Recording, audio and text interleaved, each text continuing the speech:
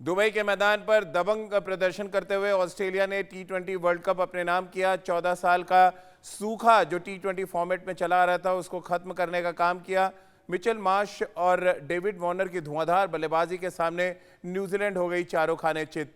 नमस्कार, आप देख रहे हैं हमारी ये खास पेशकश और मैं हूं राजीव मिश्रा। इस फाइनल से जुड़ी 5 बड़ी बातें आपको बता देते हैं। 14 साल से ऑस्ट्रेलिया इस टूर्नामेंट को जीतने के लिए तरस रहा था। 2007 से ये फॉर्मेट शुरू हुआ था और लगातार ऑस्ट्रेलिया इस टूर्नामेंट को जीतने की कोशिश करता रहा, लेकिन अंत में साल 2021 में ये सपना ऑस्ट्रेलिया का पूरा हुआ। 14 साल के बाद टी20 वर्ल्ड कप ऑस्ट्रेलिया अपने नाम करने में कामयाब रहा। गेंदबाजी में जहां हेजलवुड और कमिंस ने शानदार गेंदबाजी की, वहीं बल्लेबाजी में मिचेल मार्श जो नंबर 3 पर बल्लेबाजी करने आए, उन्होंने धुआंधार बल्लेबाजी की और डेविड वार्नर की अर्धशतकीय पारी की वजह से ऑस्ट्रेलिया न्यूजीलैंड को 8 विकेट से हराने में कामयाब रहा। अब साल 2021 टी20 वर्ल्ड कप की नई चैंपियन टीम है ऑस्ट्रेलिया।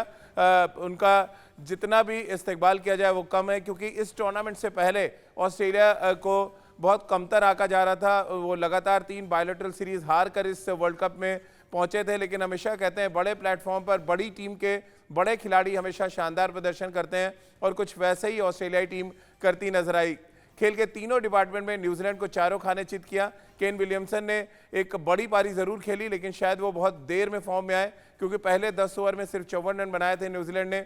और ये इस दुबई के मैदान का अगर फॉर्मेट अगर आप देखें तो यहाँ पर अंतिम में रनचेज में थोड़े से रन हमेशा कम पड़ जाते हैं और शायद ये थोड़े से रन एक बार न्यूजीलैंड के लिए कम पड़ गए।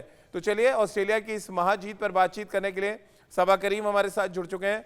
सबा भाई, बड़ी टीम के बड़े खिलाड़ियों का बड़ा प्रदर्शन और नतीजा ये कि 14 साल के बाद अंत में ऑस्ट्रेलिया टी20 फॉर्मेट का खिताब जीतने में कामयाब रही।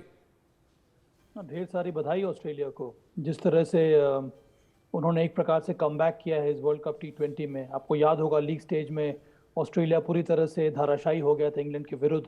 तब ऐसा लग रहा था कि हो सकता है कि ऑस्ट्रेलिया क्वालिफाई ना करे सेमी नॉकआउट्स के लिए, पर वहाँ से जो रिकवरी देखने को मिली है ऑस्ट्रेलिया की, वो दर्शाता है कि इन खिलाड़ियों ने तैयारी काफ़ी अच्छी की थी। उनके अपने स्किल्स के ऊपर उनको विश्वास था, सही कॉम्बिनेशन को उन्होंने चुना, सही रिसोर्सेज का इस्तेमाल किया, सही प्लेयर को सही जगह पे खिलाया। जिस तरह से मिच मार्श नंबर 3 पर खेलने आए, वहाँ से एक बहुत बड़ा ट्रांसफॉर्मेशन देखने को मिला है।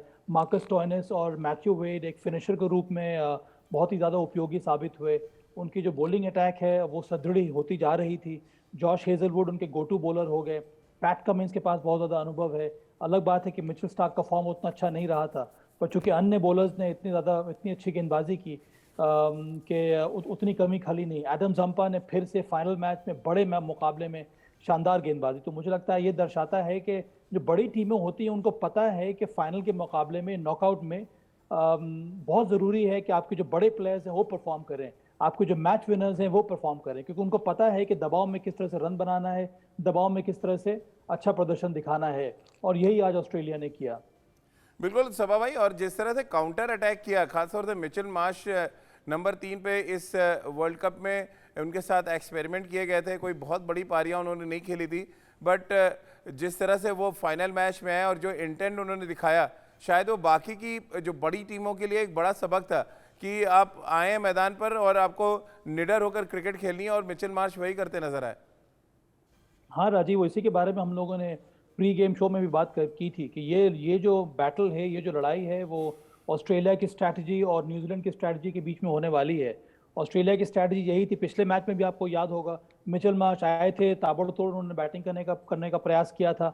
आज भी वही हुआ। तो हर एक प्लेयर जो ऑस्ट्रेलिया का है, हर एक बैटर जो है, उसकी जो अप्रोच है वो हमेशा से एग्रेसिव रहा है। और आज इसी वजह से इतने बड़े इनकाउंटर में ऑस्ट्रेलिया बड़े आसानी से अंत में मैच जीत गया।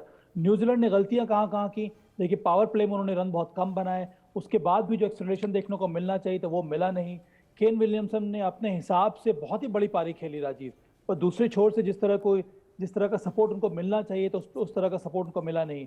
और एडम जंपा को टारगेट करना बहुत ज़रूरी था। सिर्फ अंतिम ओवर में एडम जंपा के सामने रन्स बने, उसके अलावा 3 ओवर उन्होंने बहुत ही कंजूसी से निकाल दिए। तो ये सब छोटी छोटी बातें होती हैं, पर अगर मिला जुला के देखा जाए तो मुझे लगता है कि स्ट्रैटेजी में थोड़ी बहुत कमजोरी आज देखने को मिली न्यूजीलैंड की तरफ से, और ऑस्ट्रेलिया इस मामले में बहुत ज़्यादा आगे रहा आज न्यूजीलैंड से। मैं बात डेविड वार्नर पे आपसे करना चाहूँगा। ये लगातार चौथी इनिंग्स थी जब वो 40 से ऊपर का स्कोर बनाने में कामयाब रहे। वेस्ट इंडीज से उन्होंने फॉर्म में पकड़ा और पाकिस्तान के खिलाफ भी उन्होंने मैच विनिंग नॉक खेला था और एक बार फिर फाइनल में भी। ये डेविड वार्नर के साथ कुछ अलग सा एक्स फैक्टर आप देख पाते हैं कि वो बड़े मैचेस में, नॉकआउट मैचेस में ऑस्ट्रेलिया के लिए एक बड़ा कंट्रीब्यूशन करते हैं। टॉप ऑर्डर में डेविड वार्नर का बल्ला चलना बहुत ज़रूरी था अगर ऑस्ट्रेलिया को आगे बढ़ना था इस विश्व कप में, और यही ठान लिया था डेविड वार्नर ने कि उनको अपना फॉर्म वापस लाना होगा, और यही किया है डेविड वार्नर ने। ये दर्शाता है कि अगर आप ठीक प्रकार से इन्वायरमेंट बनाएंगे टीम का, तो एक जो बड़ा खिलाड़ी है उसका फॉर्म ज़रूर वापस आएगा, और वो भी सही समय पर आएगा। और यही हुआ है डेविड वार्नर के साथ।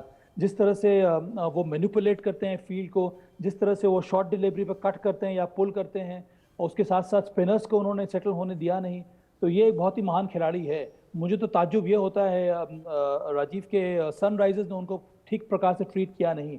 इसके वजह से उनका फॉर्म जब ख़राब था तो उनको बहुत ही ख़राब तरीके से ट्रीट किया गया। पर ये उन्होंने साबित कर दिया है कि वो हमेशा से एक मैच विनर रहे हैं, और जब वर्ल्ड कप इवेंट आता है तो उनका प्रदर्शन हमेशा से अच्छा रहता है, और यही दिखलाया आज डेविड वार्नर ने। चलिए, रितेंद्र भी हमारे साथ इस चर्चा में शामिल हो रहे हैं। रितेंद्र, थोड़ी सी भविष्यवाणी गड़बड़ा गई आपकी इस बार, न्यूजीलैंड के पैर डगमगा गए, या यूँ कहें बहुत ही खराब गेंदबाजी की है। आज कोई ड्यू फैक्टर नहीं था, ईस्ट ओडी अपने पैर पे बॉल पटक रहे थे, कुछ ऐसी हाल मिस सैटनर का था जो दो इंपॉर्टेंट गेंदबाज है, और जो प्रेशर क्रिएट किया मिचेल मार्श और वार्नर ने, उस पर पूरी तरह से ढह गए न्यूजीलैंड के स्पिन गेंदबाज। जी हाँ, बिल्कुल राजीव, बहुत तारीफ करनी होगी ऑस्ट्रेलिया की, क्योंकि 173 रन का लक्ष्य छोटा नहीं था, लेकिन जिस तरह रौंदा है ऑस्ट्रेलिया ने न्यूजीलैंड को, ये दिखाता है कि ये टीम कितनी बड़ी है। और अगर हम लीग स्टेज की बात करते हैं, एक दिग्गज टीम जो नहीं लग रहा था वर्ल्ड कप जीतेगी, अगर आप South Africa, Australia, India, Pakistan, Sri Lanka सबकी बात करें, वो ऑस्ट्रेलिया लग रही थी। They were out of sorts, but वहां से वर्ल्ड कप जीतना, this is massive, this is a monster achievement. ऐसी बल्लेबाजी जो उन्होंने की है, और जैसे आपने बॉलिंग की बात की न्यूजीलैंड की, I think it was below par. मुझे लगता है वो जो सिचुएशन का प्रेशर था, फाइनल का pressure, this come under that. But जैसे वार्नर खेले, जैसे मिचेल मार्श खेले, ये चैंपियन बल्लेबाजी है। ये दर्शाता है कि इस टीम को बड़े मैच जीतना आता है। तो ऑस्ट्रेलिया वर डिजर्विंग विनर्स, और जिस तरह ये वर्ल्ड कप घटा है, जिस तरह टीम्स अच्छा देख कर रही थी, कंपटीशन कितना जबरदस्त था, ऑस्ट्रेलिया का नंबर 1 पे आना, I think this is simply superb. बिल्कुल रितेंद्र, और 3 बायलेटरल सीरीज हार कर ऑस्ट्रेलिया इस वर्ल्ड कप में आई थी, और कोई भी उनको रेट नहीं कर रहा था कि वो वर्ल्ड कप जीतने जा रहे हैं। बट जैसे जैसे टूर्नामेंट आगे बढ़ा, उनके बड़े खिलाड़ी फॉर्म में आते चले गए, और अगर आप अंत में इस वर्ल्ड कप के ट्रॉफी के साथ ऑस्ट्रेलिया का एनालिसिस करें तो हर खिलाड़ी का अपना कंट्रीब्यूशन था, और इसीलिए शायद ऑस्ट्रेलिया ये 8वां आईसीसी ट्रॉफी है जो वो जीतने में कामयाब रहे हैं। जी राजीव, ये दिखाता है कि इस टीम में यूनिटी कितनी है। सब लड़के एक दूसरे के लिए लड़ते हैं, सिचुएशन विपरीत भी हो, ये टीम नीचे भी होती है, लेकिन इकट्ठे रहती है। अगर हम पोस्ट मैच की बात करें, जैसे मैथ्यू वेड अभी बात कर रहे थे, तो उन्होंने बोला कि we love each other like a family.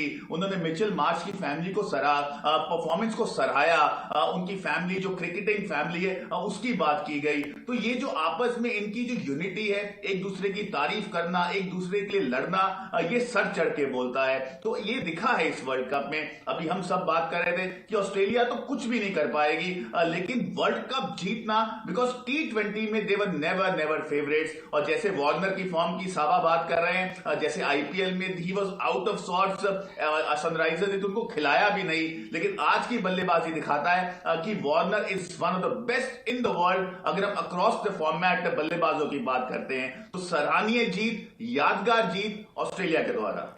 और यहाँ पर सबा भाई, बल्लेबाजों के कंट्रीब्यूशन के साथ साथ गेंदबाज जिस तरह से लय में आए, और हेजलवुड जो इस टूर्नामेंट में मुझे लग रहा है एक अलग उन्होंने दर्जा हासिल किया है पेस बॉलिंग डिपार्टमेंट में। एडम जंपा की तो हर कोई तारीफ कर रहा है, बट फाइनल में 4 ओवर में 16 रन देना, 3 विकेट देना हाई स्कोरिंग मैच में, आपको लग रहा है बहुत बड़ा कंट्रीब्यूशन हेजलवुड और जंपा दोनों को अगर हम कंबाइन कर दे था इस पूरे वर्ल्ड कप में?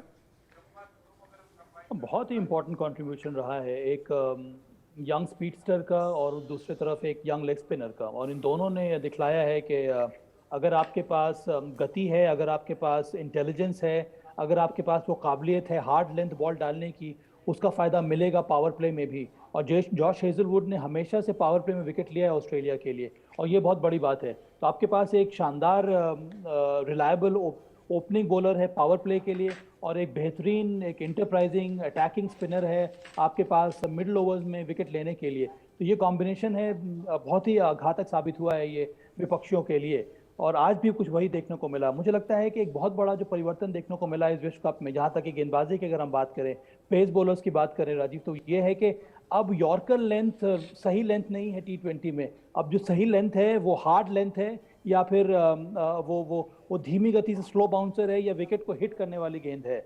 मुझे लगता है कि ये बहुत बड़ा ट्रांसफॉर्मेशन देखने को मिला है, और ऐसे बॉलर्स जिन्होंने इस तरह की गेंदबाजी की या फिर इस लेंथ पर गेंदबाजी की है, उनको ज़्यादा सफलता मिली है। आज ही अगर हम देख लें, मिचेल स्टार्क की पिटाई हो गई, दूसरी तरफ पैट कमिंस और जॉश हेजलवुड दोनों ने वो गति परिवर्तन करके विकेट को हिट किया, जिससे उनको लाभ मिला।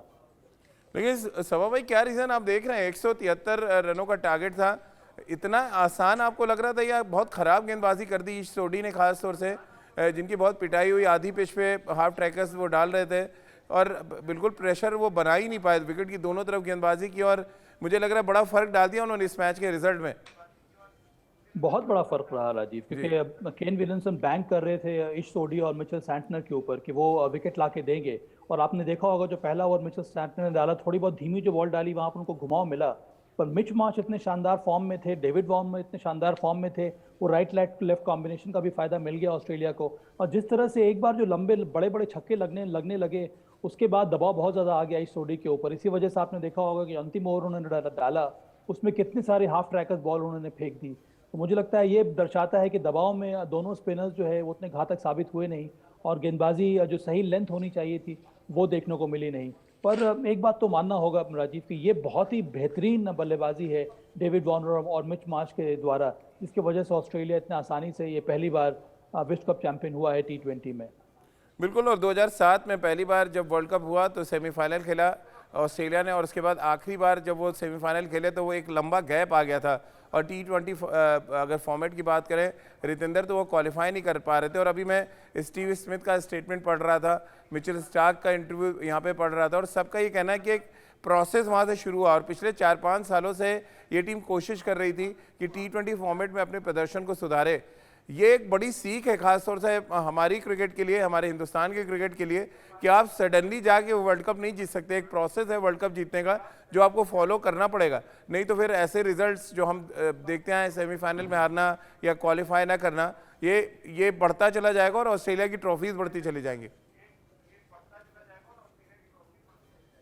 जी हाँ राजीव, आपको अपनी छवि को परिभाषित करना होता है। ऑस्ट्रेलिया जाना जाता है एक फाइटिंग स्पिरिट के लिए, प्रेपरेशन के लिए, और आप वर्ल्ड कप की बात करें, कोई भी मेगा इवेंट हो, आपको तैयारी तो पहले से ही शुरू करनी होती है। अगर हम भारतीय टीम की बात करते हैं, बहुत सक्षम टीम है, लेकिन प्लानिंग थोड़ी बेहतर करनी होगी। मुझे लगता है जो IPL की डेट्स थी, मैं मानता हूं कोविड का समय रहा है, लेकिन बहुत ज्यादा पास में थी वर्ल्ड कप के, तो हमारे प्लेयर कहीं ना कहीं वॉर्न आउट लग रहे थे, थके लग रहे थे। बहुत अच्छी टीम थी, बट अपना बेस्ट कहीं ना कहीं, अगर पोटेंशियल की बात करते हैं, वहां पहुंच नहीं पा रहे थे, पहले 2 मैच हार गए। लेकिन अगर ऑस्ट्रेलिया की बात करते हैं, वो थॉरो प्रोफेशनल्स हैं जी, बहुत मेहनत करते हैं। अगर आप बात करें इनकी मेहनत की, मुझे लगता है दे गिव 100%, इतना समय जिम में लगाते हैं, इतने फिट हैं। और अगर हम फास्ट बॉलर्स की बात करें, इनको ज्यादा इंजरीज नहीं होती है, बहुत अच्छी मैनेजमेंट है। अगर हम इंजरी मैनेजमेंट की बात करें, इंफ्रास्ट्रक्चर इज ब्रिलियंट।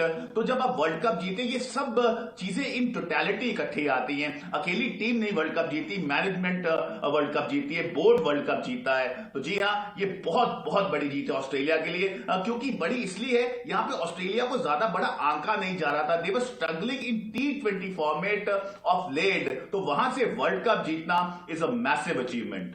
सवा भाई, एडॉप्ट करने की बात हमेशा क्रिकेट के मैदान पर सुनने को मिलती है कि आप एडॉप्ट कितनी जल्दी करते हैं पिच और परिस्थितियों के साथ। ऑस्ट्रेलिया एक ऐसी टीम जो 3 बायलैटरल सीरीज हार के आई थी, जब पहुंचे हैं वो UAE, कोई उनको रेड भी नहीं कर रहा था। ये बात स्टीव स्मिथ ने अपने इंटरव्यू में भी बोला। क्या एक ऐसी चीज़ आप देख रहे हैं जिसकी वजह से ऑस्ट्रेलिया न सिर्फ इस वर्ल्ड कप में अच्छा खेला बल्कि चैंपियन बनने में भी कामयाब रहा? राजीव, सोडी ने बहुत बड़ी बात कही कि जब आप विश्व कप जीतते हैं, इसमें सिर्फ टीम का ही योगदान नहीं होता है, पर जो टीम के पीछे जो लोग काम करते रहते हैं उनका योगदान होता है, क्रिकेट बोर्ड का योगदान होता है, जो centre of high performance centre होता है वहाँ पे उनका भी योगदान होता है। क्योंकि जब तक ये कम्युनिकेशन क्रिकेट बोर्ड में, खिलाड़ियों में और हाई परफॉर्मेंस सेंटर में या फिर जो बैकरूम स्टाफ पर जो लोग हैं उनके बीच में नहीं होगा, तो आपकी तैयारी जो है मुकम्मल नहीं हो पाएगी।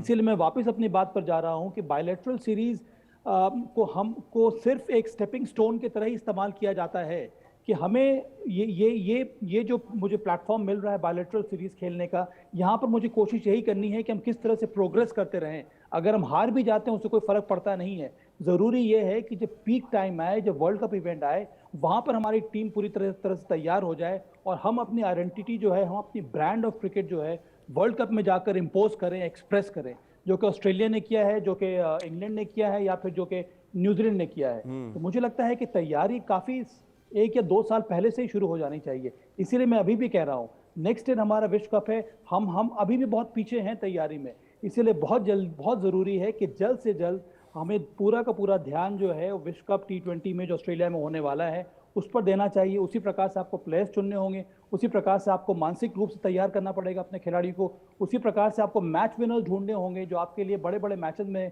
अच्छा परफॉर्म करे, चाहे वो गेंदबाज हो या फिर बल्लेबाज क्यों ना हो। आपकी प्लानिंग उस तरह से होनी चाहिए, उस प्रकार के कम्युनिकेशन आपको चयनकर्ताओं के साथ होना चाहिए ताकि वो प्लेयर्स को ट्रैक करें और आप जब चयन का समय आए तब वो सही खिलाड़ी को चुने।